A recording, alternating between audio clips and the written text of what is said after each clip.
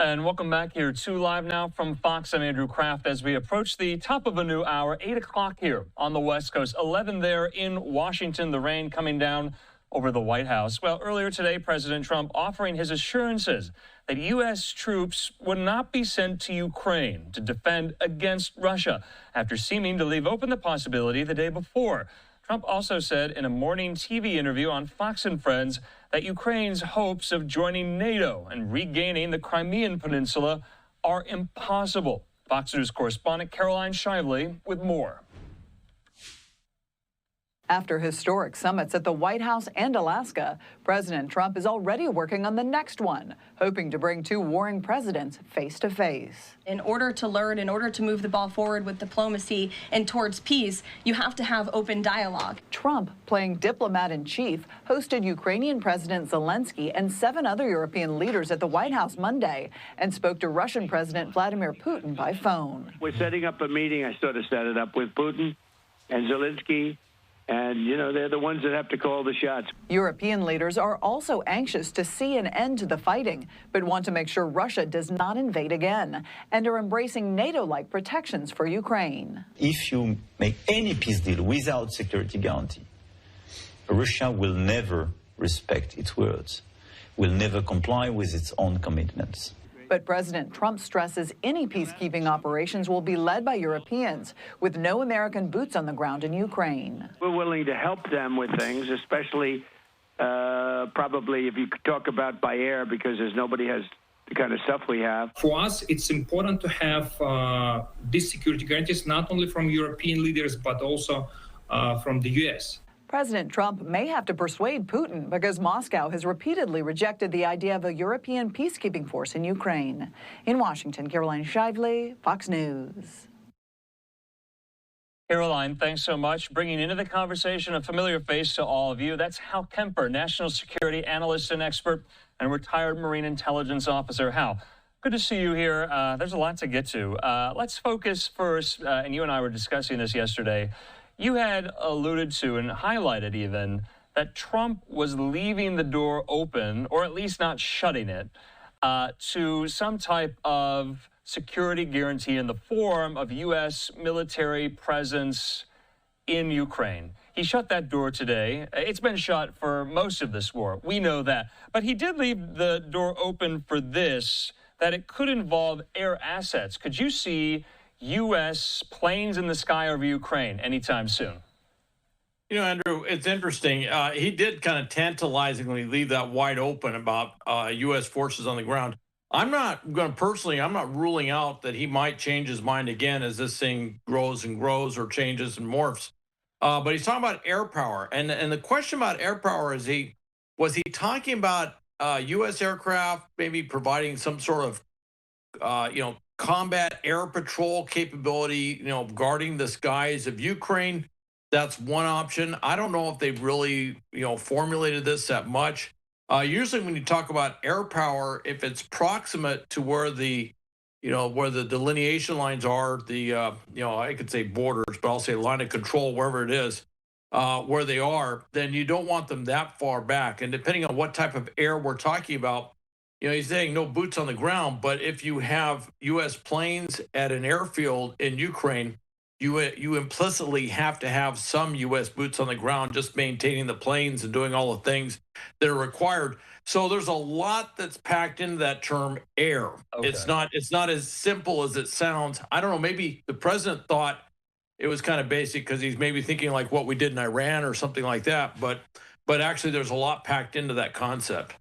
Okay, yeah, I was kind of curious too. I mean, we have given them F-16s, not many of them, but they're being flown by Ukrainian pilots after we trained them.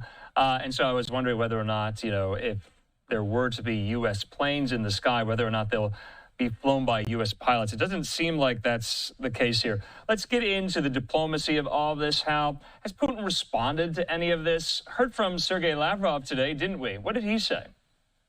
Well, basically, they're keeping it kind of open, if you will. What they have said is they're going to raise it up several levels of diplomacy in terms of whatever discussions are going on. Lavrov, I think, has made it pretty clear that it's not, you shouldn't have any European forces on the ground, and that's kind of what they've kind of been saying all along, is there should be nothing there. I won't get into the exact language because some of the language I heard was a little bit stronger than that.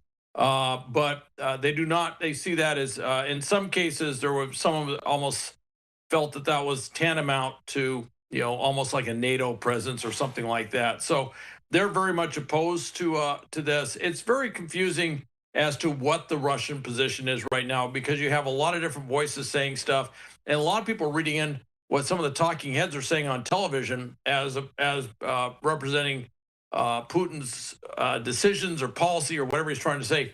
Putin has been rather publicly quiet on this whole thing, and I find that rather interesting that he hasn't certainly hadn't agreed to a bilateral, trilateral agreement by any means yet, and so he's keeping that wide open, and whatever they are agreeing to isn't really quite clear at all at this point. It's we hear from the White House talking about what they have agreed to with Putin, but we don't hear Putin or the Kremlin explaining what they've agreed to, and I have found it a little bit difficult to follow where ground truth is today. Okay, so the Kremlin has not yet said whether Putin is committed to a face-to-face meeting with the Ukrainian leader. I mean, the White House and European leaders are operating on the assumption that we're on the road to that, and we're going to get into this later. A possible location is being talked about on that meeting itself between Zelensky and Putin. I want to put this up, though, from the Kremlin side. Jackie Heinrich, quoting Sergei Lavrov, the foreign minister of Russia. Lavrov says planning for next Russia-Ukraine meeting will happen, quote unquote, step by step, gradually, so that it is not for the sake of someone writing in the newspapers or showing on TV. Lavrov says, we're not declining any form of work, either bilateral or trilateral. The president has repeatedly said this. The main thing is that any formats like 1+1, 1+2, and multilateral formats, of which there are also many, including, by the way, within the framework of the United Nations, so that all these formats are included, not for the sake of someone writing in the newspapers in the morning or showing on TV in the evening or chattering on social network, trying to disrupt, such a propaganda foam to skim, and step by step, gradually starting from the expert level and then going through all the necessary steps in order to prepare the summits. This is the kind of serious approach we will always support. Okay, what was that, Hal? A lot of word salad there. What is he saying? That is authentic Russian gibberish. That is stuff that they put out all the time. If you can find a real any part of real meaning into any of that, good luck. That is a sort of covering it with a lot of different language and stuff that sounds, on the one hand, a little positive, a little bit negative and condemnatory, a lot of different things. You heard him allude to some of that TV stuff. I was alluding personally to some of the Russian talking heads that have been out there saying stuff. Of course, he's aiming at the U.S. talking heads, I guess maybe indirectly aiming at me, that have been saying a variety of things about this. But as you can see, there is nothing in there where they have agreed to a meeting. They're talking about a very gradual process. You can drive a Mack truck to the gap of what they mean by gradual process, which means now President Trump is saying this has to happen by the end of the month. I don't read that from what Lavrov's saying. It looks like a very gradual thing, and I don't know that Putin will be showing up in a foreign capital before the end of the month. I'm not ruling it out.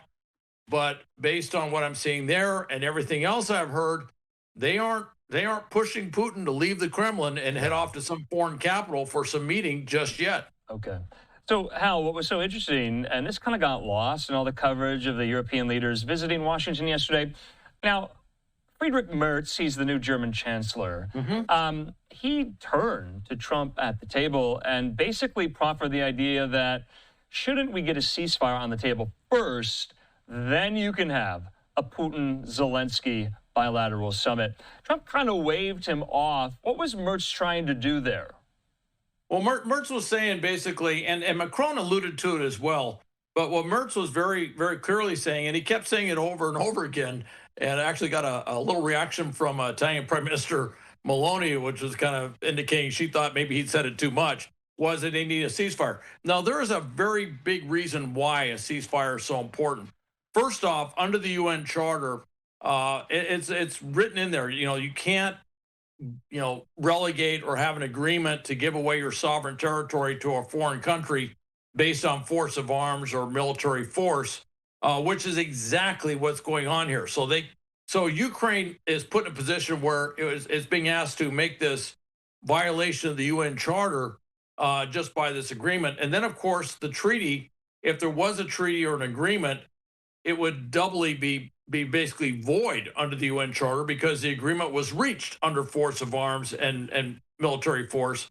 So there is a basic international law thing. Now, what we have seen since the Cold War and since the start of the UN is we have had truces. And there is a truth that a lot of times these demarcation lines, these lines of control, wherever the borders or the lines end at the truce, tend to get fixed into de facto borders. Yeah. That is the truth. But to have a ceasefire, that is legal under international law. Okay. They can't do that. And I think that's why he said, look, we can't go down this route until we have a ceasefire in place. Okay. He said it very clearly. Macron said it a little more softly, but it wasn't just Merz saying it. Yeah, I mean, there's a lot of these words, and they mean slightly ever different things. Truce, ceasefire, peace proposal. I want to just pose this to you also, Hal, from Jackie Heinrich, that a White House official confirming Chairman of the Joint Chiefs, General Dan Kane, will host his military counterparts from Germany, the UK, France, Finland, and Italy in Washington this week to discuss security guarantees and how to implement them. I mean, do you get the sense, we were talking yesterday, Hal, about the momentum that's on the side of Ukraine and Washington and Europe here. But do you get the sense right now, since we haven't heard much from Moscow, that we may be putting the cart before the horse on a lot of this? Well, I think we're getting everything kind of organized, coordinated, getting all of our plans in place. Okay. I think we're also recognizing, as you know, I teach planning process. Sure.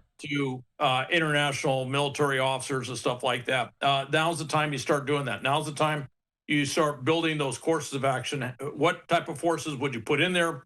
How would you get those forces in there? How would you support those forces in there? Where would you locate those forces? That's a lot of detailed planning, not something you want to wait till the very end and then start that planning process. What I was seeing today is that these meetings could begin as early as tomorrow. That tells you how fast Dan Kane's working on this, getting these foreign senior military chiefs in there to start working on this. This is where you start building the broad outline of what the security guarantee is going to look like. You start developing different courses of action. You start vetting those, reviewing them, assessing them, and then you start picking the ones that seem to work best. And so he's getting that planning process underway. At some point, he'll step back. Then they're going to turn it over to basically joint planning groups or combined planning groups in this case, which is a multinational planning group, which will work together on this stuff. But they want to give them some direction, and that's what they're working on right now. And you're right, it is moving extremely fast. I only say it's moving fast because I want to highlight an exclusive in Politico today. And it goes as follows, Hal, that the White House is planning for a possible trilateral meeting between U.S., Russian, and Ukrainian presidents in the Hungarian capital of Budapest as the next steps in negotiating the end to the war here. Their reporting, Hal, suggests this. The U.S. Secret Service is preparing for the summit already in the Central European nation led by Prime Minister Viktor Orban. What do you make of the reporting on the possible choice of location? Hungary, Orban. What do we know about them? Well, Orban, as you know, is unique. I think in the annals of the European Union, I think many chiefs there would say he's kind of a pain, but he maintains cordial relations with Russia. At the same time, he's very close to President Trump. So there's a certain logic that goes into that. Now, Budapest is an interesting choice. If you may recall, back in '94, Budapest was also the city where Ukraine agreed to give up its nuclear weapons in exchange for security guarantees from the United States and the United Kingdom, security guarantees that never really quite came about when they really needed them, as you may recall. So there's a little bit of a legacy with Budapest as a city itself for making an agreement. that basically is not forgotten in Kyiv. I'll tell you that much. Now, they've also talked about Geneva. Okay. My understanding is that the Swiss have actually said that they will extend immunity to Putin. Remember, he's got an international criminal court warrant for his arrest. Right.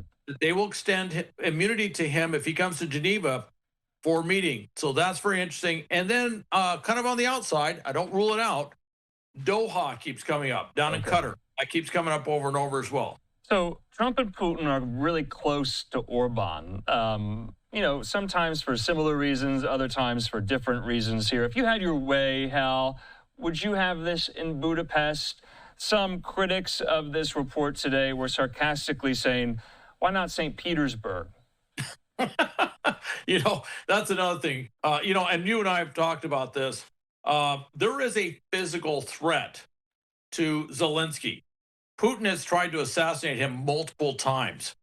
Going to a foreign capital, albeit NATO, albeit the European Union, but going to a foreign capital where the chief of state, you know, Viktor Orban, is basically friendly with Putin, the guy who's been trying to kill you. Just from a basic security standpoint, that should make everyone nervous. I thought it was interesting that the U.S. sent the Secret Service over there to start checking out these venues right away, which makes me wonder if the Secret Service is going to take some sort of special responsibility to make sure that Zelensky's protected if it turns out to be Budapest. Now, Budapest does make sense in another way. They do share a small common border with Ukraine. So it does, there are some reasons why Budapest would pop up. I kind of would like to see Geneva. I think that would be an interesting one. That's very neutral. Yeah. Of course, remember when it first came up, someone said, well, you could go to Geneva. I said, well, yeah. And then they put handcuffs on him and sent him off to The Hague. But then the Swiss came out and kind of made that rather extraordinary offer of immunity. So we'll see which way it ends. All right. Hal Kempfer, as always, can't thank you enough for helping us make sense of this conflict and the diplomacy that's coming out of it. Hal, we'll talk soon.